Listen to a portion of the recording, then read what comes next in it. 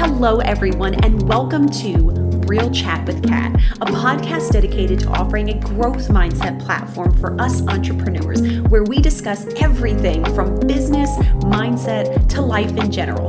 I'm your host, Catherine Polsinelli, a business organizing powerhouse, personal development strategist, and owner of Agent Services Plus, a company focused on helping entrepreneurs just like you build, grow, and be courageous in their business. I'm so excited to have you with us today, so grab a cup of coffee or your favorite beverage and get ready to have some amazing conversations and fantastic takeaways. Let's jump right in. Hello, everyone, and thank you so much for joining us today on this episode. I'm so excited to have today with us Miss Wendy, and I'm so happy to have you here as a guest. So please do us all a favor and tell us who you are, what it is that you do, and what got you into it. Hi, my name is Wendy Cocke, and I am the author of Making Flex Work, Defining Success on Your Own Terms. And actually, I never thought I would be an author. I'm an engineer by training. I spent 20 years doing all the things that engineers are supposed to do. I did research and development. I worked in manufacturing. I led teams in supply chain and strategy. And then I had the opportunity to step away from the company. I didn't really know what I was going to do next. And I thought I would just jump right back into working. And my husband said, breathe. You've been doing this for 20 years. Figure out what you want to do. And I found that I had a love for my social media, specifically my LinkedIn. I started during the pandemic, was super frustrated with the content that I was seeing. Everybody was either on LinkedIn resharing the same 5 Harvard Business Review articles, and I had already read them. But everybody kept telling me I needed to be on LinkedIn. I couldn't figure out why. And then I just set myself a goal. I was like, I am going to create a piece of content once a month, which was terrifying to me because as an engineer, not a writer, I didn't really know what that meant. And that first post took me forever. I had 20 people read it probably before I posted because I had this idea that once it was out there, it was permanent and it had to be perfect. And I really had to embrace all those perfectionism pieces that I didn't know I had. And then once a month turned into every other week, turned into every week, because once I started writing, I figured out that I had things to say and I felt comfortable with my voice. And then I was writing more than I could possibly post. And I looked up at the end of 2021 and I had 40,000 words sitting in a Google Drive. Oh, gosh. For those of your listeners that don't know how long nonfiction is, most nonfiction is like 35 to 45,000 words. Oh, my word. Without knowing it, I had written a book. But it just was content. It wasn't a book. So I met with a book coach, and she helped me remember all the things that you do as at grade school. I have kids in middle school and elementary school, and her advice was no different. She said, get a thesis, make an outline, all those things. And I started pulling all these things out of the book because I had this cool thesis about leadership, because that's what I thought I was going to write about. And what I found out is that the part about flexible work was way more interesting. So all the parts I had pulled out about working part-time for over a decade, for moving up in a Fortune 500 company as a part-time female leader, all that was much more interesting. And so Making Flex Work was published in August of 2022. And I have had such a great time talking to the readers and to other people about their hope for being able to really control their time in a way that I think the pandemic opened people's eyes to. Right? I was doing it before it was cool to work from home and to come in and flex your time. But I think people have realized that it doesn't have to be career limiting, and it doesn't have to be taboo and something we don't talk about. I spent the very few years of it hiding it from everyone because I didn't want them to think that I wasn't in it like everyone else. Okay. And so it's been just such a great journey. That is so awesome. I love that. And I really do think the pandemic really kind of opened people's eyes for those that do enjoy their time at home, or for us that are parents, right? Especially when you have younger kids, being able to work and still kind of help your children because you're close or because they're younger, whatever the case may be, really allows you to be able to, like you said, flex the time that you have and make sure that you're giving adequate time to work. Right now, obviously, that's we have to have our own integrity and being able to get that done and making sure we're responsible for that. But for a lot of us, it just created a huge opening. I know that, when I used to work in the medical field, that was always something that I struggled with as a single mom was, what do I do with my kids? So when my kids would get sick, I would have to bring them to work. We had a spare office on the other side that was empty. And so they would sleep on the couch, and I felt horrible, but I didn't know what else to do. And then my job didn't ever really want to give me time off because I was the only one that could do what I did. So I felt like I owed it to my job to be there. So give us a And who little wants bit to of waste insight. a vacation day with a sick child? Yeah, very true. Yeah. And people do not understand that. Like, that is not understood in the workforce. As many people that have kids out here, like, I'm not really sure why, but it's just not a thing of people having compassion or giving people the flexibility to be able to do things a little bit differently. So I love your thinking. So can you give me a little bit more information and some of these tips inside of your book? Certainly. So I come at it from an engineering perspective. And if we can just kind of peel the layers back, when we think about most white collar jobs, we are the machine. We are the Mm-hmm. machine that the business needs to run, which is exactly the reason that leaders want you there so they can see you. It's the reason they always ask for more. It's the reason that they want to make sure things are done the same way. If you work in a company that Mm-hmm. has a lot of standard work, that's exactly why, because we are the machine. And it's hard to think about it that way, but that's the reality. But as an engineer, I was trained on how to optimize machines. We always want the machine to go faster, produce more, make higher quality. So let's just take that and put that on ourselves. Right. Mm. So I created a 4-step process called the evaluation method. And as a part of that, it is how you can optimize yourself in a way that you get what you want and the company doesn't lose. Because Okay. if the company loses, now you have a whole different conversation about your career, probably one you Yeah. don't want to have, right? So evaluation is EVA and L. E is every hour counts.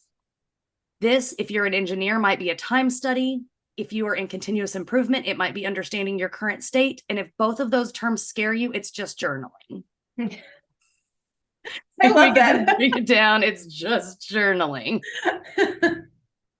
It is about writing down what you do. So I have a workbook that people can buy directly through me. I have free resources on makingflexwork.com. You can download all of this for free. I love this. The idea is for 1 week, I want you to track when you are working and when you are not working. And when you're working, what are you doing and how are you feeling? So let's think about what that means. It could mean that I like to get up in the morning, and before my feet even hit the ground, I have opened my phone and I have like read every email that has happened. Oh no. I like that because now I can plan for the day ahead. You say, Mm-hmm. oh no, Kat, which probably means Yeah. you're like my husband. It's like, don't mess with me until I open my laptop. Yeah. Work will be in that machine and I will go get it when I am Yep. ready. That is what this every hour counts can do. It helps you understand, when do you want to engage with work and when do you don't want to engage with work. Mm. If you are like me and you engage at 6 a.m. with your phone and you engage with it again at 10 p.m. before you go to bed, your brain may have been doing work for 16 hours. So it might exhaust you. Yeah. Where if you are one of those people that needs it in the machine and wants to sit at it, you would be like, whoa, a 16-hour day, that is too much. For me, I'm flexing in and out throughout the day. So in that 16 hours, I'm working 6 to 8 and I'm able to turn it off when I'm not engaged with it. Mm-hmm. That's why I want you to write it down. I want you to write down what you're doing. One of my favorite stories in the book is from my friend Sarah. Sarah called me because she knew I was working on this book, and she was going to quit her job because it had taken over her life. And she was calling me as a dear friend to justify her quitting, right? We all have that friend we call when we're about to make a decision and we just want them to say, yeah, you go, girl. I got you. Yeah. And that is not what I told her. I told her she was not allowed to quit because the problem was her, not the job, which was not what she wanted to hear. But I've known her for many years, and she pours it all in, and she can't say no, and she's not very good at setting boundaries. Love her, not her strength, right? She's got lots of other strengths. So I told her, I said, I need you to write down what you're doing before you quit. Just tell me. And she got real quiet on the phone. And I said, look, I'll email you the resource. Like, all you have to do is print it and write it out. And she said, I don't know if I have ink in my printer. I'll just add that to the list. And I was like, no. No adding, get ink.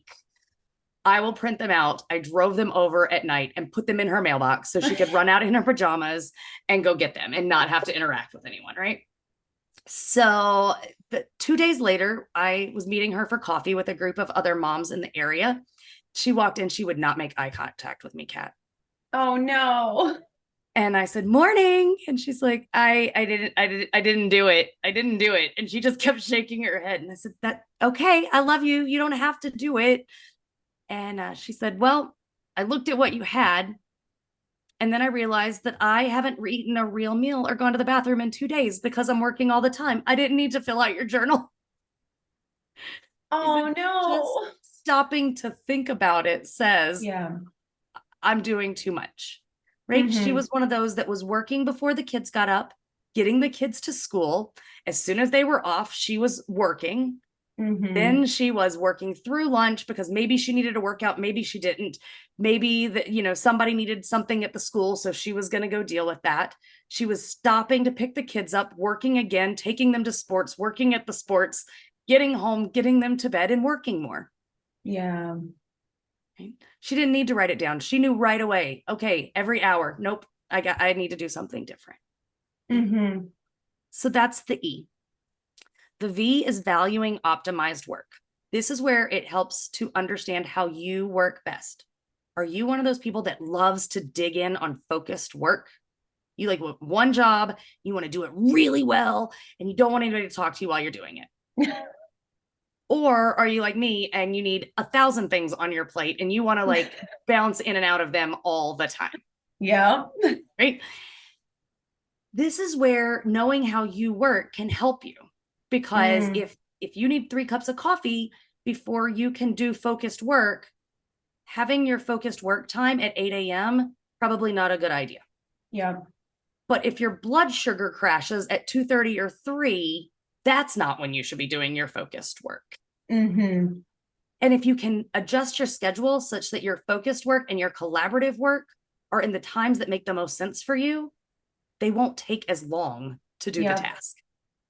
Because you'll be energized while you're doing it. Yeah, so true. I actually redid my entire schedule around that because I do like to kind of ping sometimes, but I realized I was pinging too much, which made my days feel longer. And so one of the things that I do is when I get up first thing in the morning is I have a little bit of time to myself before I have to get my kid to school. And then I get started on focus work because I'm a morning person, but I don't actually check my emails until later in the day because I get distracted by my emails. And I tell a lot of my clients this, like, you really have to understand how you work and when is your optimal time for you to get things done. And when do you kind of slow down and change your tasks accordingly? Right? Like, when is bookkeeping time, right? When do you want to do the financials associated with your business? Yeah. Is that something that energizes you? Is that something that is a really good procrastination tool for you when you should be doing something else? Or is it drains you and you just need to like figure out when you can slot it in? Yeah. With optimized work, it's also around figuring out, specifically for small business owners, what are the things that you want to invest time doing, and what are the things that drain you in a way that you should outsource them? Yeah. If you don't know how to do them, do you want to learn, or should you not waste your time learning because your time is more valuable? Mm-hmm. Okay? So all of that falls in the V in the evaluation method. A is assessing the expectations. This is around looking what is on your plate and is it bringing value? there are lots of things we could be doing as small business owners. Like there are 1,000 things in the last 12 months associated with this book. I could speak at colleges. I could speak to companies. I could speak on podcasts. I could write another blog. I could write another book. What is the thing that brings me value to my business and to myself? Yeah. Because normally when we think we're overwhelmed, what I have seen over the years is that the people who are overwhelmed, the things making them overwhelmed aren't the actual job. It's all the other things they've put on their plate that are draining them. So take a real look at what it is that you're doing. And are all those things valuable to you? And then the L is my favorite part, because as I said, I started in research and development, and this is where we get to do experiments on ourselves. L is leveraging the small changes, right? So in engineering words, it might be a Kaizen. In my R&D world, it's running experiments. When I talk to parents, I talk about it as playing with your time. So all of these things, the idea is if you make small enough changes, you can decide, is that better or worse? And if it's better, do it again. And if it's worse, don't do it again. Mm-hmm. This might be adjusting the time you start working by 30 minutes one way or the other. It might be saying, you know what, for this weekend, I'm not pulling my computer out on Saturday. It might be that the next time I'm sitting waiting at my kid's event, I'm going to pull out my computer because I don't know what else I'm doing in that period of time. Mm-hmm. It might be, you know what, I am not going to start opening my email until after lunch because I don't want to be distracted. Any of those are those small changes that you do it for a day or two, figure out if it is better or worse, and then either keep it or dump it. Nobody has to know. You don't have to ask permission from anyone. Yeah. I love that. And I talk about that a lot with my clients and on the podcast and things as well, of making those small micro changes, because that's what you can kind of see what works for you and what doesn't. And, like you were saying, understanding who you are along with that kind of leads into that. And I think that we get stuck, especially us as parents. We are constantly working anyway. And so everyone talks about this balance in your work and life where it is more of an ebb and flow, right? You have to be able to go one direction and then flow back another direction and maybe pick up something else and then come back to it, and learn to be okay with those items that are annoying and probably you should get done, but aren't what is moving everything forward, and knowing that it's okay, like it can get done the next day, versus trying to shove it all in. Oh, absolutely. And in my house, we refer to them as the tiny people. That's a big joke because my son is taller than I am, but the tiny people, they don't care what is on your to-do list. If they're having a meltdown, they are having a meltdown, right? Yep. The world stops. That's how it works. And so understanding what are your most important priorities at the macro level is important. I believe that you can have it all as long as your lens is wide enough. So today you might be an excellent parent, and tomorrow you might be an excellent employee, and the next day you might be an excellent leader. But the chances of you being or an excellent spouse or an excellent friend, right? The chances of you being an A student in all of those all the time is just not reasonable. Nobody is. So give yourself some grace and just make your lens wide enough that you can see when you do all of those things. Maybe it takes you a month to be excellent at all of those things, maybe a quarter. That's okay. No, I absolutely love it. And it's so funny too, because, when you were talking about optimizing and prioritizing things, like I just keep thinking back to all the clients that I've chatted with, and like, this is always the conversation that I feel like comes up. And a lot of times it's where we end up starting is their daily schedule and their calendar and what they are doing and when they are doing it, and getting rid of some of the smaller, minute tasks, or, for instance, the things that take 2 minutes or less, right? If you're on a call with someone, you finish a call and you need to send them an email, why not go ahead and do it versus making yourself a note and then trying to shove it in later, especially when you've got kids, right? Things can happen.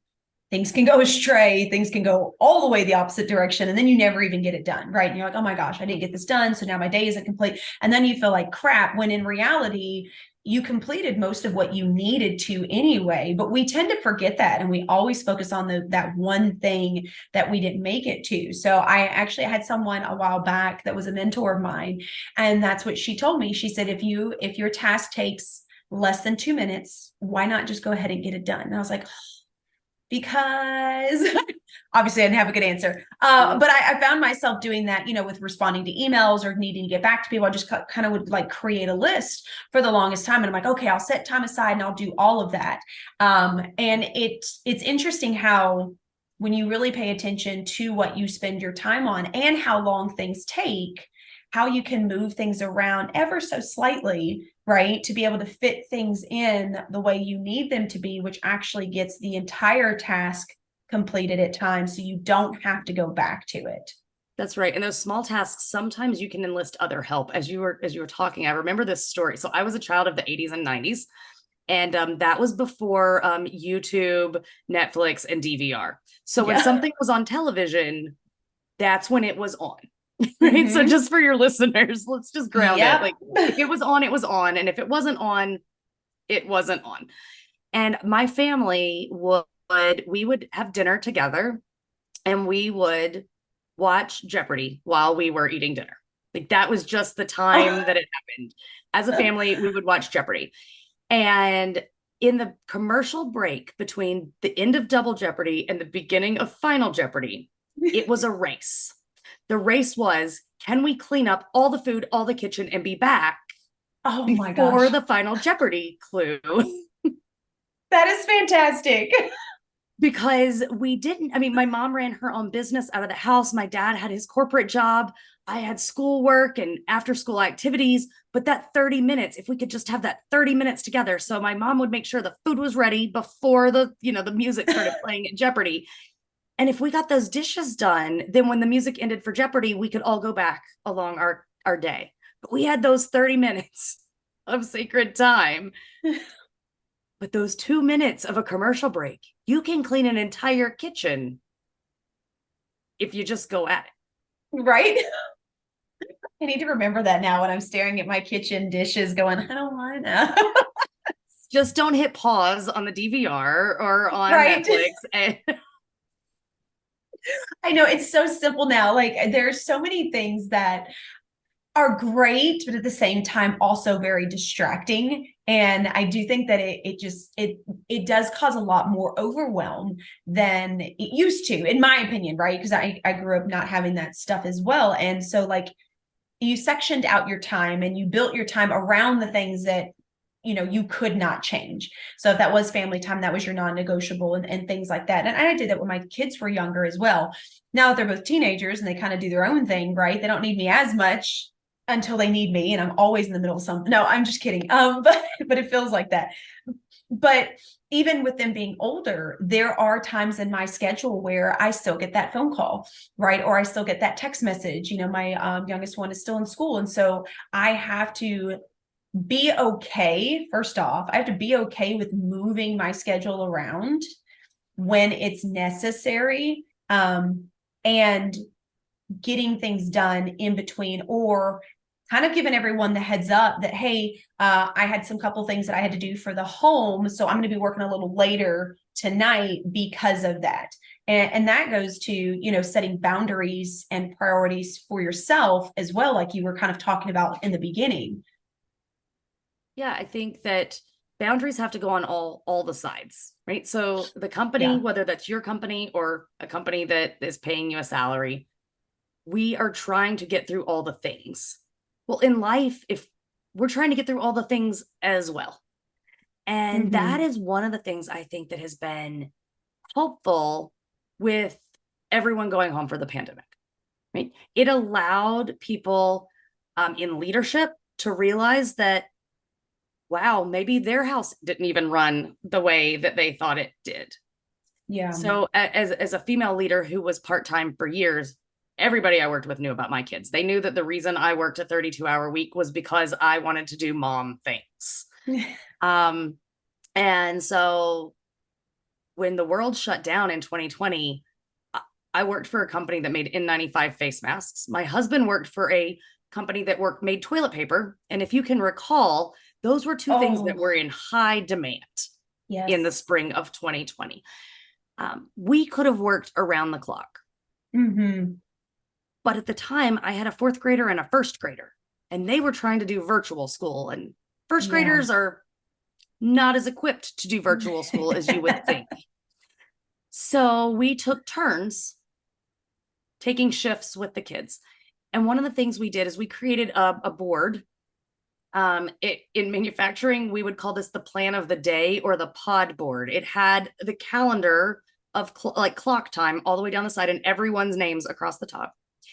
And we would, at night, I would pull out my husband's calendar for work and my calendar for work, and I would write what were the non-negotiables for work. And those would get blocked off. Mm-hmm. Then I would pull up whatever the teachers had sent that were synchronous learning times. Those became the kids' non-negotiables. Mm-hmm. And we would put those on. And then everything else got filled in around it. And it was such an interesting family dynamic to be able in the morning over breakfast. At the time, my daughter was 6, and her favorite thing to do was to read the plan of the day to everyone. So I don't know why we had this giant whiteboard in our house, but we did, and it was great. And we would bring it out and set it in the kitchen, and she would say, at 8 o'clock, mommy is, and she would read it. And then she would say, at 9 o'clock, Lily is, and she would read out what is happening. And what was great about that is sometimes their asynchronous work, the stuff they had to do on their own, happened at 6 o'clock at night. And they got to see, that's because these are how the pieces fit together. Mm-hmm. But then on my end, sometimes I needed to do my workout way at a time I would not want to do because their things were non-negotiable. Yeah. Right. So pulling these principles in, whether it's work or home, putting them all together, that's where I think the magic is, because it's not about balance. It's about integrating the work and the life. Yeah. It's about being able to be for the business when the business needs you and for home when home needs you. Yeah. Because both of them have non-negotiables. Yeah, 100%. And I think too many times we're kind of taught a lot, a lot of us brought up in corporate, we're taught to separate that, right? Work is here, family is here. And it doesn't work that way. And it doesn't work that way even if you're single, right? You could have other family that needs you for things. You could have a day that you're sick or that you're down that you need to put in for you. And I know even for me being a single mom, I felt like there was no way out of what I was doing. And so I would come to work sick as crap. Like horribly, like barely able to see, my sinus is completely messed up. And even my patients would be like, why are you here? And I'm like, I have to do my job. Like, I can't, I'm already behind. And so if I don't get it done now, then I'll be even more behind. And I also think that comes back to your employers as well, for those of us that do not own our own businesses. And to be honest, even for us to own our own businesses, being aware of those things and learning to ebb and flow with people as well. Even for us that are business owners, we do one of two things, right? We run around in circles and think that we're completely busy and we're getting absolutely nothing done, or we feel like we're not ever doing enough because we don't understand where our time lies. And we're so used to working a 40, 50-hour week schedule that if for some reason we get an hour break, we're like, oh my God, I'm failing. Something needs to be done. Like I'm missing something. Yeah. And we don't understand that maybe that time you could actually take a breather. You could sit and read a book. Like it's okay if you don't have that time established, like enjoy that, because we don't necessarily get those opportunities in the corporate world. Right. And a lot of bosses do not allow that as well. Right. I mean, my doctor knew when I came to work completely sick, never said a word, knew that I was coming in 45 minutes before we were even supposed to get started on work, knew that I was working through my lunches to try to get caught up, and never said a word. And I think that's the other failing piece of our society, whether you have a boss or you're working by yourself, you need to pay attention to those things.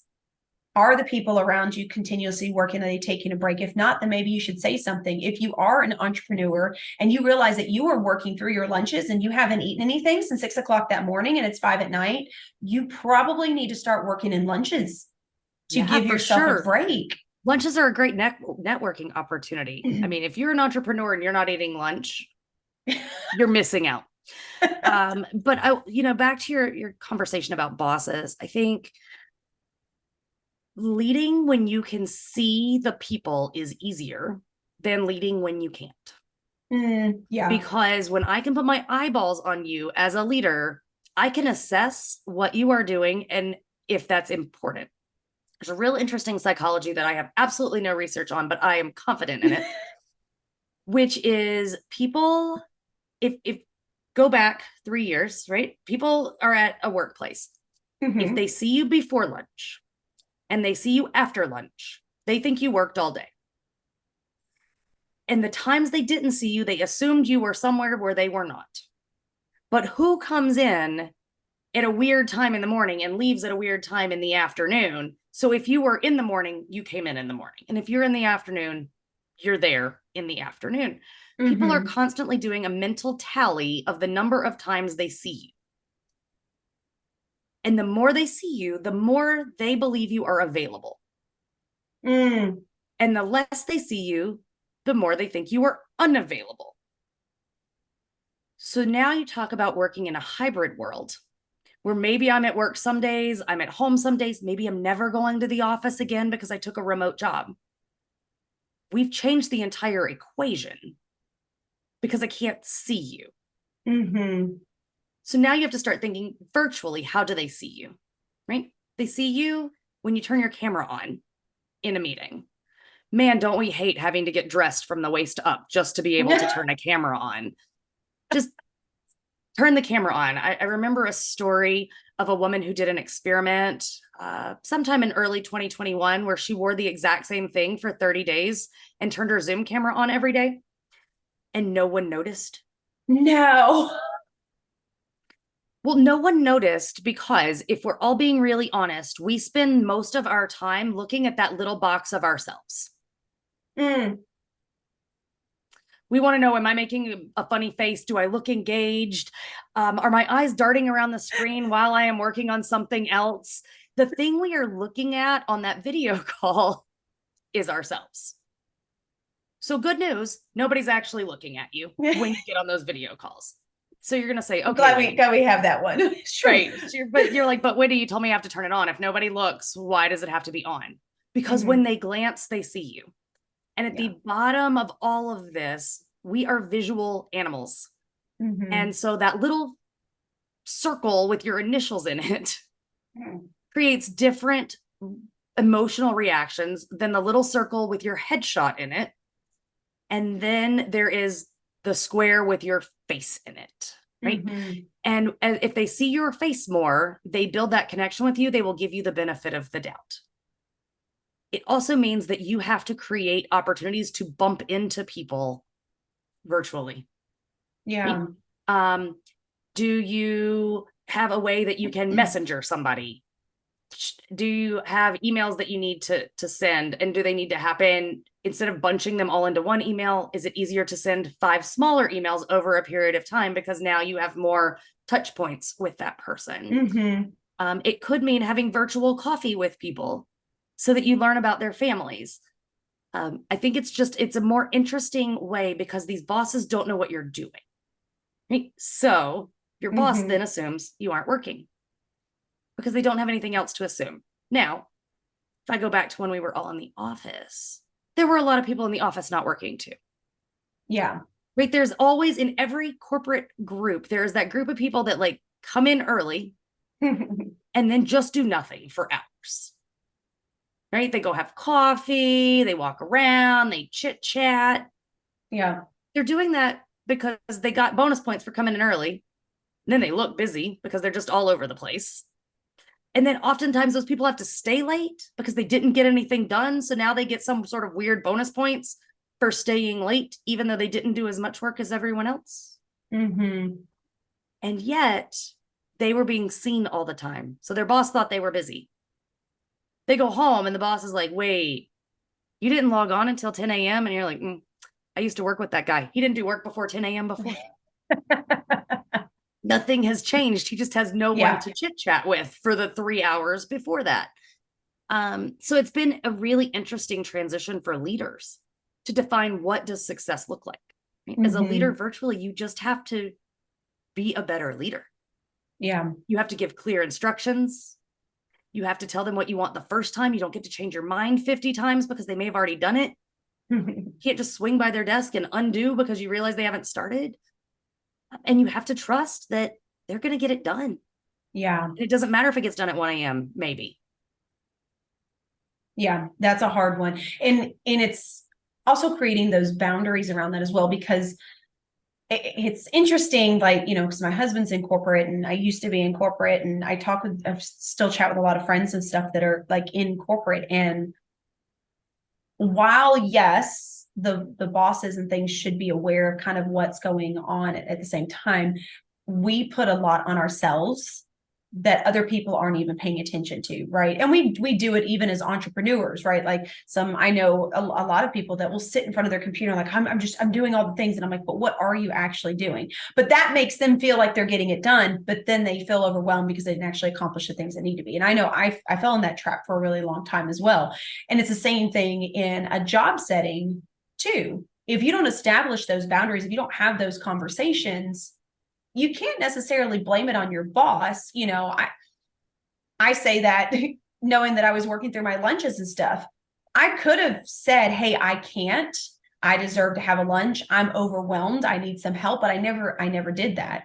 I just assumed that I was behind and I was the only one that could do it. So I needed to do it. And so I just took that burden on myself. And we see that a lot, whether you're in the corporate world or you're an entrepreneur. And it makes a world of difference when you start asking more instead of assuming that you know or understand. Yeah, to me, it's about being intentional with your time. So at the bottom of all of this flexible work discussion is about being intentional. Where are you and when are you doing what you're doing? So I like to throw it back to those of us that have ever traveled for business. Whether you're an entrepreneur and you're going to meet a client on site, or you are going to meet a vendor, or you work in corporate and you're being sent somewhere, very few of us would book a plane ticket and get on a plane without knowing what we were going to do when we got there. We would have an agenda either in our head or written down. We would know who we're meeting with. We would know what is the goal of that discussion or of that trip.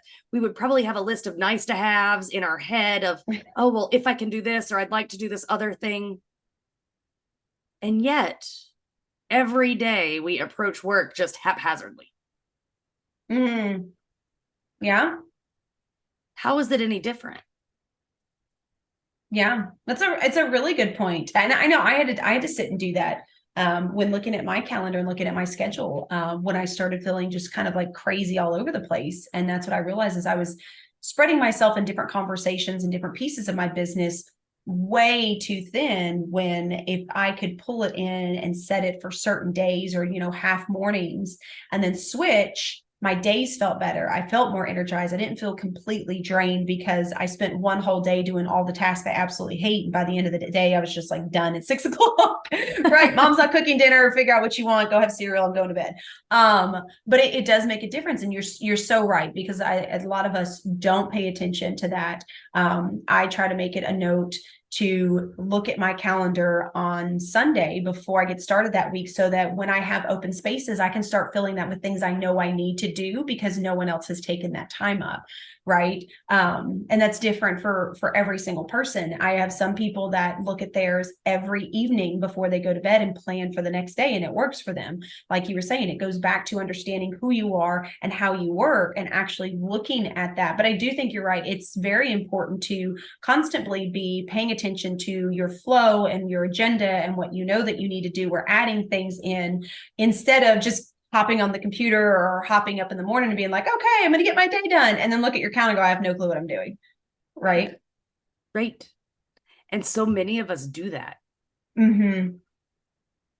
Yeah. We like look an hour out. Oh, well, now I have a free moment. What am I going to do? Well, you should have already known you had that free time coming, because then you can do something fun. Yeah. You can't plan to do the fun thing that fills you up if you don't know that you're going to have the time to do it.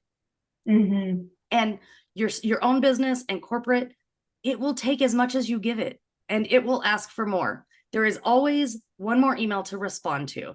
There is always one more tweak you can make to your PowerPoint presentation. Yeah. There's always one more phone call that you can make. There's always what, but are those important or not? Mm-hmm. And what is important to you?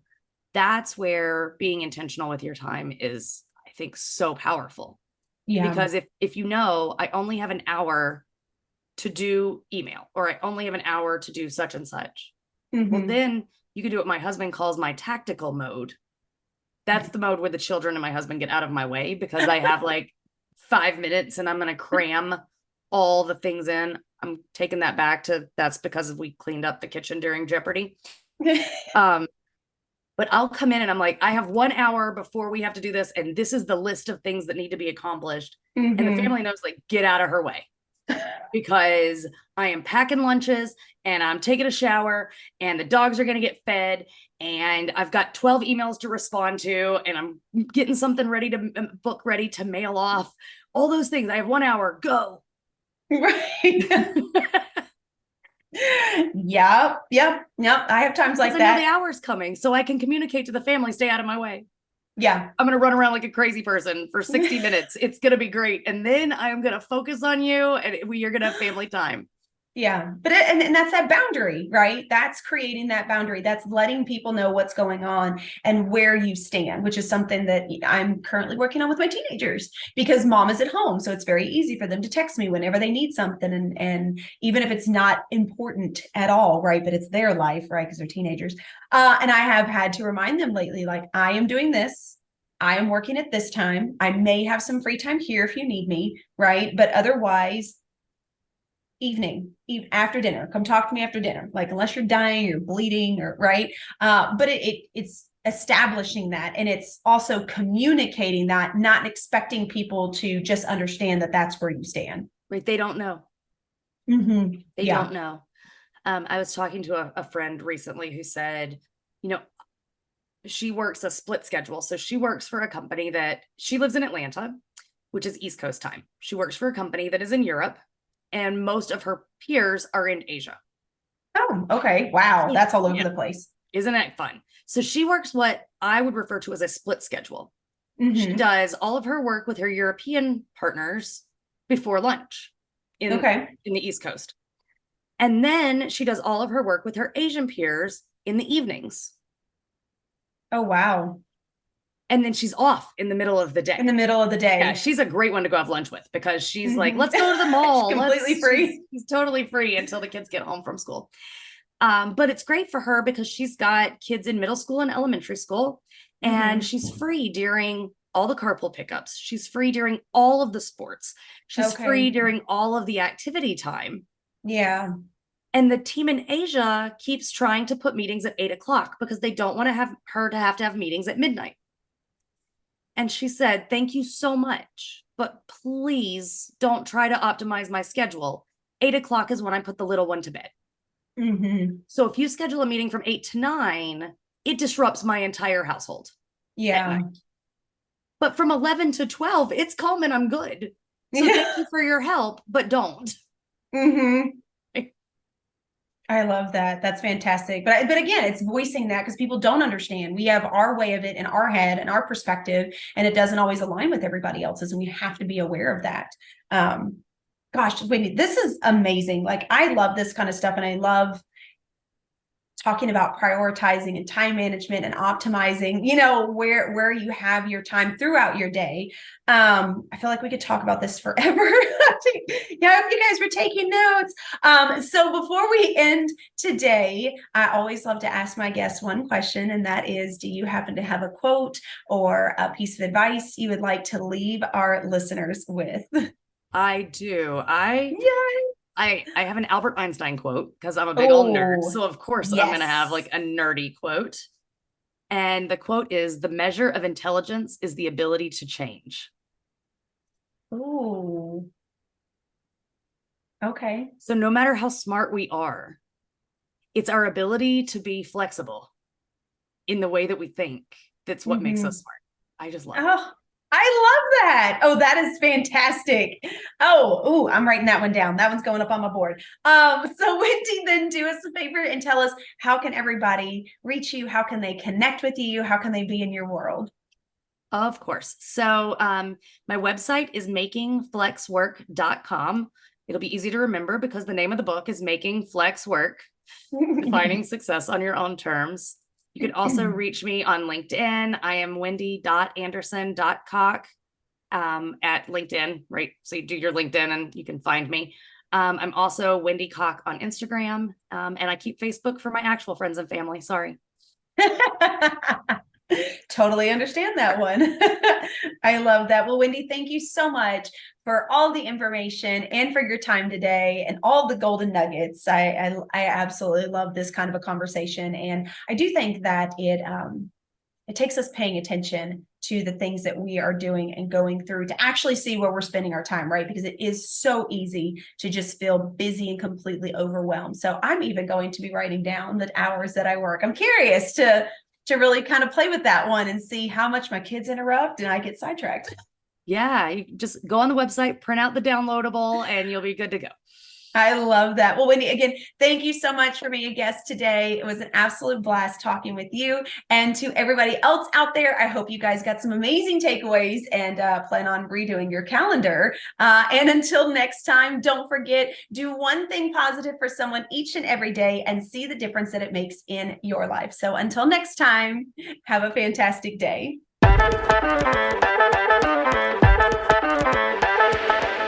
Hello again, and thank you so much for tuning into today's episode. If you absolutely loved what you heard, please be sure to subscribe, share, and leave a review so we can keep the good stuff rolling. Got something you'd love to hear us discuss? Then be sure to message me on social media and let's work together to spread even more amazing content. And if you haven't yet connected with me on social media, be sure to follow along at Agent Services Plus. I'm so excited to connect with you on the next episode, and until next time, be sure to find things that help you learn, grow, and be inspired.